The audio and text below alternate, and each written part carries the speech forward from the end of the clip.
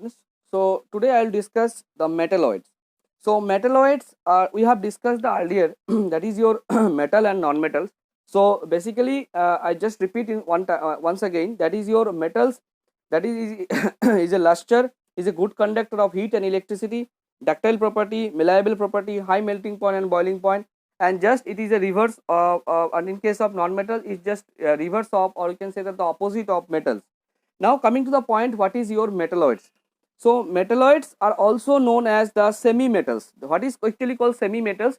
So in case of metalloid, the property of the metals and the property of the non-metals is an intermediate property. That means it is a mixed property of metals and a mixed property of non-metals. Suppose your example of silicon.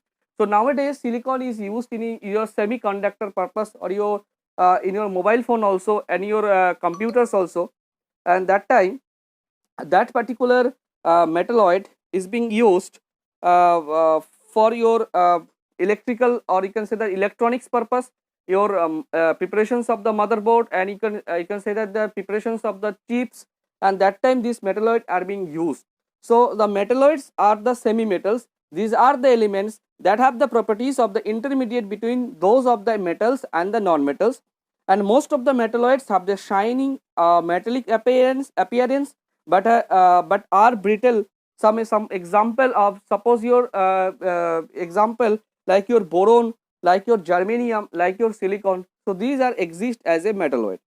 So what is actually metalloid? So metalloid actually is the semi metals, is the properties are being mixed of metallic character and the non-metallic character, or you can say that these are the elements that have the properties intermediate between those of the metals and the non-metals.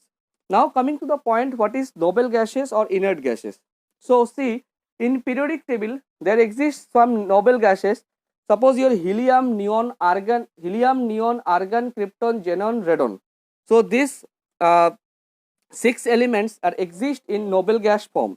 That means, or you can say that the inert gas. So why it is called inert gas? That means it, the reactivity of this element, it is low. So some of the listed elements, suppose your krypton and xenon, can be formed, that is very rare, and 1% 2% time cases it can be formed on compound, or you can say that on molecule, but the other element cannot form any kind of molecule, just because the reactivity of these elements is very low, or you can say that the reactivity is less. So that means they are non-reacting elements.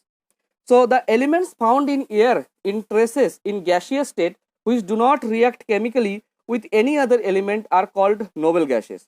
So as these elements are found only in a small traces, therefore sometimes they are called the rare gases also.